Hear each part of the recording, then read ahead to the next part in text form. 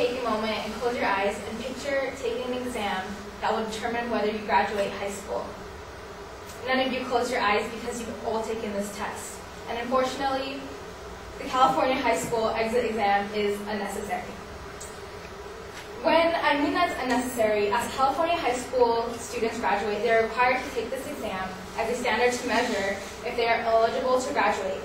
This standard, however, does not adequately prove if a student is academically competent in reading, writing, or math.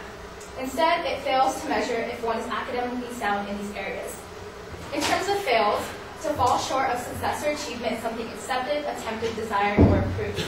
Measure the extent, dimension, quantity, or something, academically relating to school and principles taught in school. For my claim, I have 3 points which I would like to argue. The first being that the standards by the test do not adequately reflect if one is academically sound in reading, writing, and mathematics. The second claim I'd like to argue is the material learned in the classroom should hold a higher value than the test does and determine if a student should receive a diploma to graduate. The third claim I'd like to go over is that the cost outweighs the benefits. So moving back to my first point, the standards presented by the test do not adequately reflect if one is academically sound in reading, writing, or math. As reported by LA Times, students need a 60% on the reading portion and a 55% on the math portion. How does this show if one is really ready to leave high school? In our regular classes in high school, we have to get a 70% as a passing score. Yet, this exam that is supposed to test us on simple, basic skills of math, reading, and writing requires a 60% on the reading portion and a 55% on the math portion. These are extremely low standards for a test if one can do simple reading, writing, and mathematics, which this test claims that one should be able to do. In addition, according to test prep practice, test takers will be assessed for their mathematical abilities by questions asked from the math level of grades 6 and 7. Students are taking this exam in 10th grade, but are asked questions from middle school. That seems kind of sad. Now, does this really evaluate whether a student would be academically sound in various subjects? I'd like to share an example question from one of the previous exams with you. 3/4 minus 1/6. Does that prove that you are academically sound in mathematics and should move on to college? I think not. Now I'd like to move on to my second point. The material learned in the classroom should hold a higher value than this test does and determine if a student should receive a diploma for graduation. According to the California Department of Education, students first take this test in grade 10. If they do not pass the test in grade 10, they then have more chances to take the test. In grade 11, they can take the test 2 times. In grade 12, they have up to 5 times to take the test. If this test is supposed to judge on basic math, writing, and reading skills, then why do we give students 5 times to take the test? The fact of the matter is, students are given the option of taking this test, but also know that they can fail and still have up to 5 times to retake the test. This is not motivating whatsoever. Why should educators use this as a means to determine if one should receive a diploma when the student can take the test up to 5 times? If this is basic math, reading, and writing, then a student should be able to pass the first time around.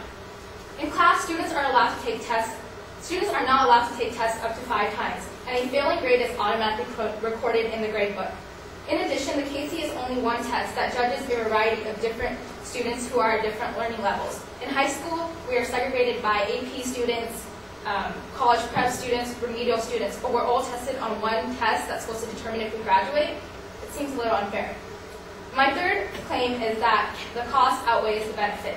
I'd like to share some interesting statistics with you from Joe Ann Bem, who is the state and federal policy consultant. In 1999, State Superintendent of Public Instruction Jack O'Connell allocated $2 million to develop the exit exam. Now California shells out about $550 million to administer, defend, teach, and tutor the KC. We're spending money to tutor students on basic math, writing, and reading skills. Starting in 2006, $56.4 million a year is awarded to help special ed seniors pass the KC. $72.4 million a year gives general ed seniors additional KC tutoring. Add $5.5 million for intervention materials and $2.5 million for revised workbooks. Raising the number of times seniors can retake the KC from 3 to 5 times adds another $5.1 million. $275 million is spent yearly on focused KC tracking and test prep starting in the 7th grade for core test takers. The independent contract including travel to and from Virginia to deliver the glowing KC reports to the state board 2 to 3 times a year costs about $3 million. Educational Testing Service has a 3-year contract for $55.1 million to produce and score the KC. At least $10 million from taxpayer coffers have been sunk defending and settling the exit exam against 4 class action lawsuits. As you can see, the cost outweighs the benefits for a number of levels. And with the points that I have argued, I hope you agree with me that the California high school exit exam is unnecessary. Thank you.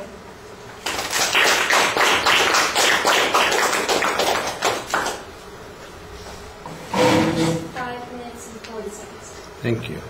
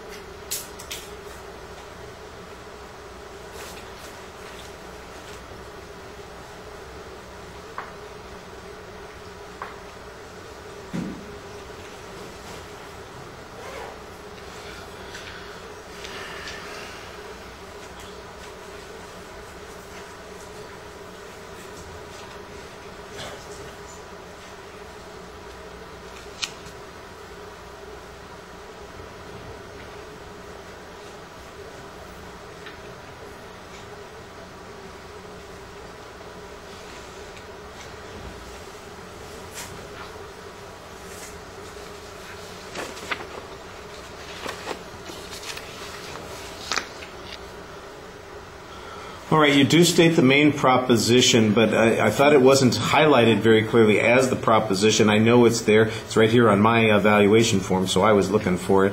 The secondary claims, on the other hand, were labeled very clearly, so they were pretty straightforward and easy to follow. The second one, though, is a value claim, and I think that that's problematic in supporting a claim of fact, as we've talked about before. There might be some dispute on what the standards are. One of the problems that I see with the speech is that I'm not sure if the controversy is that the high school exit exam is accomplishing anything, or it's wasting resources, or whether your argument is really about the fairness of the whole process. And when you include that second point, I think that sometimes undermines the first and the third points a little bit. Like I said, the labeling of the secondary claims was very clear. Your evidence citation was strong. And on the last point, you got a lot of factual data about what we spend in producing the test and administering it and tracking it and all those kinds of things. There seems to be a presupposition, by the way, that 70% is passing and that anything less than 70% is not passing. I'm not sure what schools you've looked at, but believe it or not, people do pass with a D. And that's 60%, 65%, not what I would want, not what anybody would want, but somebody could easily, they get the units and the credits. Now, would they be counting toward transfer, for instance, if we were talking about a community college? No, you couldn't transfer them, but would they meet the requirements? Heck, you could get an AA, or in high school, for instance, you can get a degree with that. So I'm not exactly sure that the 60% threshold is not a legitimate measure for what the purpose of the test is, and you have to have, I think, a little bit stronger argument on that. I thought, like I said, that sometimes the language that you present suggests a value claim a lot more than you want it to. I thought you did an excellent job presenting to the audience. You have good audience contact and vocal variety while you're speaking, and that builds a lot of credibility for you. All right, thank you.